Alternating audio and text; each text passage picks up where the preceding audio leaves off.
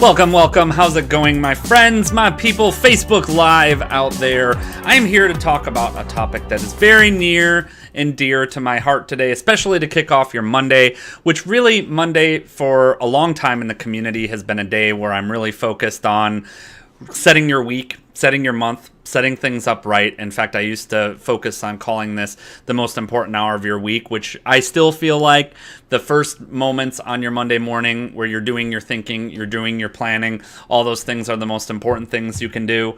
But last week I started this. I'm actually going to post it on, I want to post it on this thread here for those of you that are watching this today. I wrote this blog and I've been getting great response to it and great response both on Facebook, on LinkedIn. I kind of posted it everywhere, and it was called Use the Assets You Already Have. And the one big gap and the one big mistake that I see with almost every single client I work with, and it doesn't matter whether they're super experienced or not, is there are huge gaps in identifying opportunities and communication when it comes to clients. And so I want to address some of those, both for those of you that are brand new and you feel like you don't have any list or you don't have any contacts and that kind of thing. And I also want to give some tips for those of you today who are pretty experienced and you're not systemizing some of these things, because I guarantee that some of these gaps exist in what you do. And I'm actually going to post this blog again. Use the assets you already have. So if you're looking for that, it's going to be on the Explore Momentum page where I'm looking for that blog, where basically the long and short of it is that most people don't leverage well enough. And the most important asset that you have, if you're in the speaking business or the expert business or anything where you're selling a service, is that for the most part, I guarantee you're either not communicating as well as you could be, or you're not communicating frequently enough. And so the first gap that I'm going to mention is frequency of communication. So let's talk about that, because especially those of you that are new in business, and this is something I see a ton, is that most people assume that every single person that's on your list, that's on your social media, that's connected to you is going to see every single thing you post, and that they're waiting. And my mentor Martha says this so well, like they're waiting by the phone or they're waiting by the inbox for that next email or that next thing to show up with you. But the truth is, most people are super busy.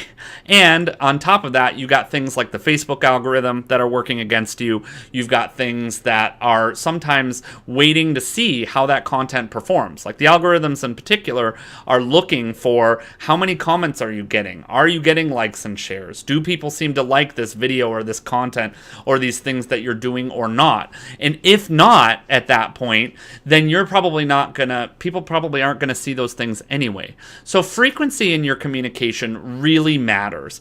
In fact, I would say at a minimum, especially for service-based businesses, you've got to be out in front of your clients a minimum of 2 to 3 times a week in more traditional settings. And in social media, I would say if you really want to do it well, you got to focus on at least a couple of times a day. And that might vary between your Facebook Live videos and your posts and things that you share. It doesn't necessarily have to all be things that you create, but for the most part, when I start working with clients or I start going through my onboarding process, I realize very, very quickly that most people are not communicating with their audience enough.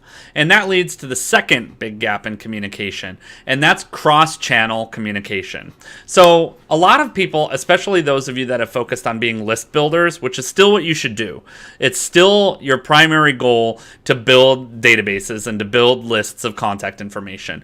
You want names, you want phone numbers, you want emails, you want to get them in an organized system or a database to get those people moving. You definitely still want to do that. That has not changed. However, what most people fail to do is, if they've built that list over time, or they get reliant on one communication channel, so they get overly reliant on email, let's say, the gap starts to appear when you're not focusing on cross-channel communication. So if you're overly focused on email and you're not focused enough on social media, that could be hurting you. Or if you're overly focused on social media, but you have a list and you're not focused on that, there's a gap there. Or worst of all, where most sales opportunities are going to happen are either on your group events or they're going to happen on the phone. So if you're not getting to talking to people directly to talk about your packages and to do the things that you need to do, that's a huge gap in your communication. So for example, I've been working with a client over the past couple of weeks that's been promoting a new program. And in that program, one of the key elements to making sales in the launch of that program has been obviously sending out emails and leveraging that email list. And this particular client has a small email list. So we're not dealing with thousands and thousands of people. We're dealing with a list of people that have primarily been developed and recruited through networking or through more traditional strategies to develop that list. And so in this case, that email list is definitely drumming up a lot of interest. It's getting a lot of opens, and it was even getting a fair amount of clicks. So we're driving good traffic to the page, we're driving good interest, but the sales weren't showing up. So again, we have to start saying, where's the gap? Why aren't the sales coming in? What's happening here? And so in this case, we didn't have the budget, or we didn't have a lot where we could run, substantial retargeting campaigns, which retargeting, for those of you who don't know what that means or how that plays out in Facebook ads, is something I talk about a lot in the Facebook courses that I teach, but I'll be talking about a lot more here in the page and other places that I promote. So anyway, we're not doing retargeting. So that just leads us to look at simple communication techniques. So we've been sending out emails. It's having some effect, but not the desired effect. So then we've got to start looking at the other communication channels. In this case, this person didn't have a ton of phone numbers, but the phone numbers that this person did have, basically the first strategy was to start sending out texts. So start sending out saying, hey, I'm doing a program. I want you to know about this program. You really need to sign up. It happened to be starting really soon. So start sending out texts. For any of those people where they didn't have that information, the next big step, and this was really the game changer in that campaign, was to look through, so use the email software, go and start looking at your clicks and then your opens. So obviously you want to prioritize your clicks first. You want to say, all right, anybody who clicked probably at least read a little bit of the email, and they probably at least read a little bit of the page that was either trying to get them to sign up or trying to get them to buy the course. So chances are this is someone that's a bit more than an ice cold lead. They're a bit more than somebody that you've never worked with before, that you've never had any relationship to. So the game changer was actually sending direct messages via social media to those people. And so anybody that wasn't connected was pretty easy to find because they were already on the existing list. So you had a name and an email at least, but a lot of times you had a phone number too. So that made it a lot easier to find that person and to send a direct message to that person. And the most successful thing that led to the most sales in the program was that direct communication. So it wasn't the email alone, and it wasn't the text messages alone. It was combining the channels. So they'd see it in one place, and then it would be reinforced in another. This is a huge gap for most people, especially those of you that are brand new to business, is there's a huge gap in going cross-channel. The biggest reason for most people is that there's a technology challenge, but in this case, I want you to keep it low tech. And I know most of you out there aren't dealing with massive lists of people, and there's technology that can help with this. I mean, there's technology to text, there's technology to do all that stuff automatically at this point, but the simplest way to do it for those of you that are new, or those of you that have small lists at this point, is really simple. Pull up your email software, look at who clicked on the links, who clicked on the links in the email or who opened the email. So start with your clicks and then move to your opens and start sending them one-on-one messages. So it doesn't have to be any more skilled than that. And if you're not connected to them, get connected to them. So pull those reports and go cross-channel. You'd be amazed at how much that can change your sales.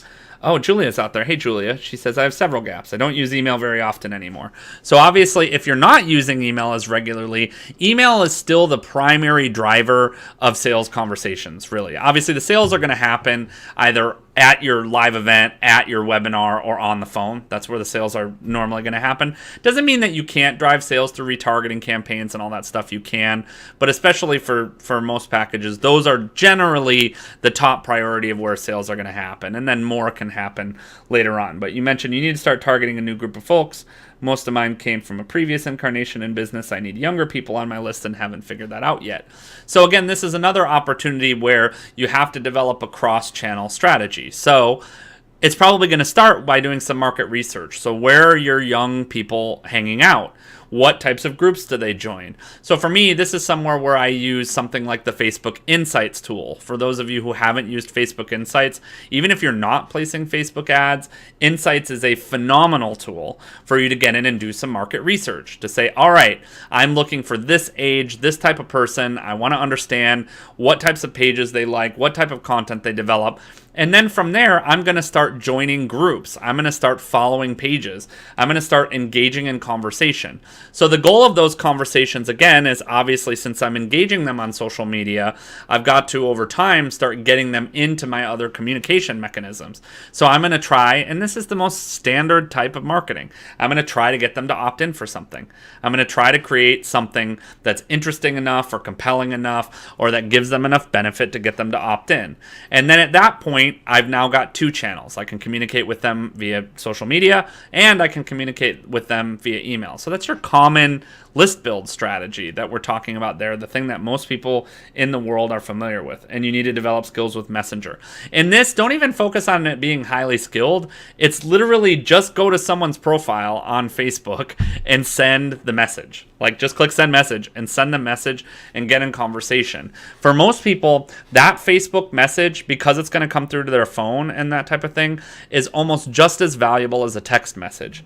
Now, obviously, you don't want to spam people and you don't want to be super annoying, but it doesn't hurt to send out a casual style message. Even if you've sent emails, even if you've talked to people somewhere else, it doesn't hurt you to send out some casual communication saying, hey, I noticed that you opened or clicked on this email. I noticed what's happening. I just wanted to see if you had any questions, or I want to check in and see if it's something you're interested in, or know what you thought. Like, even a lot of times, know what you thought can lead to a conversation. And maybe, even if they weren't going to necessarily buy whatever it was you were initially promoting, the program you were initially promoting, that can lead to the conversation about what they really want. In fact, I know that from these conversations, this campaign I just mentioned, where there was a series of emails that went out, then Facebook messages were manually set, so texts and Facebook messages. Not every person got a text because there weren't phone numbers for each person, but just sending those Facebook messages to the majority of those people saying, hey, I noticed you got a chance to check out the email, would love to know what you thought, or would love to know what questions you have. Either one of those. Both of those led to direct sales. They actually were the primary source of sales. So the key point here is not necessarily saying that is the exact strategy you need to do, but it's a strategy that you could use, and generally it's a gap that most people have in their communication. They're not multi-channel. They're focused on one thing and one thing alone. So you're either overly reliant on the phone, or you're overly reliant on social media, or you're overly reliant on email, and you're not necessarily putting together a strategy where those things fit together. You want to do all of those things as often as you can, or focus on ways that one can augment the other. So a Facebook message can really augment your email. Or an email can really augment your Facebook message, or, a text message can really help with what you're doing on some of those places. I'm looking to make sure I don't have any comments at this point. And if you have questions or comments, please be sure to leave those here in the Facebook Live. I'd love to answer them. But that's a huge gap that most people have. Multi-channel communication. Focus on how your communication strategy on one channel can support another. So when I talk about channels, I'm talking about your email list versus your social media versus all the other things you're doing. Those types of things are really important to be saying, like, all right, how am I going to augment my strategy? And the simplest way to do it is send an email, send a message to people that clicked, and then if you're not getting any luck there, send a message to people that opened. And keep that secondary communication casual. So don't make it just a repeat of the email that you sent. Don't make it too formal. Again, this is another thing I find in SMS marketing or text message marketing is you can immediately tell when it's an annoying sales message when it's too formal. Like, to me, I almost like to start every one of my, and this is what I do in real life too when I'm texting somebody, it's normally starts with hey. Like, it's totally casual. It's not something that says, would you like to know the latest innovation that I've made in blah, blah, blah, blah, blah, which is a bunch of, stuff that's way too formal at this point. I'm normally starting this with, hey, notice that you clicked on the link in the email, would love your feedback, or would love to know what you thought, or, Just something like that doesn't strike people as formal. And I'm actually doing this, I'm finding this to be very successful in my email campaigns as well. The more casual the email campaign is, the more success I'm having in it. And in fact, I find it to be a real win for those of you out there who are into copy or creative or email marketing strategy when someone replies thinking that the email was just to them. Like that's my ultimate win. When someone opens an email and they reply feeling like that email was just to them, I know that was some good copy. Now, obviously, I want it to convert, and I want that to get people into the programs or into the community or into what people are doing. But the more casual or the more the communication reflects what it is that you're doing, the better off it tends to be. And you find this over and over and over again. It doesn't mean that you shouldn't have campaigns and you shouldn't do things that are explaining what you do or telling stories or any of that stuff. But everything these days is moving to that personal communication. And especially when you're going cross-channel, if you send a more formal email, for example, that's giving the details of a program that you're going to offer or something that you're doing. So if I'm sending a more formal email about 30 days of gratitude that I'm doing right now, or the Facebook results course, the email might have a little bit more detail or a little bit more teaching or a little bit more example of what I'm doing. But the message that I send on Facebook Messenger is going to be way more casual. Hey, just checking in, wondering what you thought, wondering if you liked it, wondering if you had time. It's way more casual than that. Or vice versa. If I'm sending a casual email, I might send something. You actually normally know I'm never going to send anything that's super formal on Facebook Message or SMS, because the minute that something comes through to your phone that you don't want, or that people dislike, you're sabotaging yourself. Because in general, you don't get shots again. That's a great way to annoy the crap out of people when you're sending them stuff that they don't want and it's super formal in that regard. Most of the time, that's going to chase people off. So you don't want that to happen. So anyway, going back to my initial point, we went on a tangent related to what was showing up on the from what Julia was saying. But Julia, keep asking questions because that's super helpful. But again, cross-channel communication, absolutely critical. Diane says I talked about this in a general way in my column today. Awesome. And that's why Diane's a partner, because great minds think alike. So cross-channel communication is the second thing that I was going to say. Huge gap. Most people are not using other forms of communication to augment what they're doing in their campaign. And that could be the switch that leads people to buy. Because again, people are inundated with communication and marketing messages these days.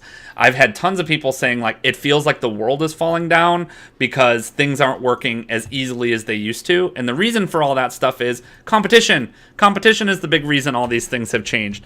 There's more competition in the coaching market. There's more competition in the e-commerce space. There's more competition in all of these areas, which is making it harder and harder. So these gaps become way more pronounced when you're not doing multi-channel communication. Your gap, if you're only sending email or you're only focusing on Facebook ads or you're only focusing on Messenger or text or any of these things, become way more pronounced, because for the most part, people are going to casually see you in one place, but then maybe engage and commit in another. So having that multi-channel strategy, absolutely critical, and it was the game changer in a lot of these campaigns that I was working on.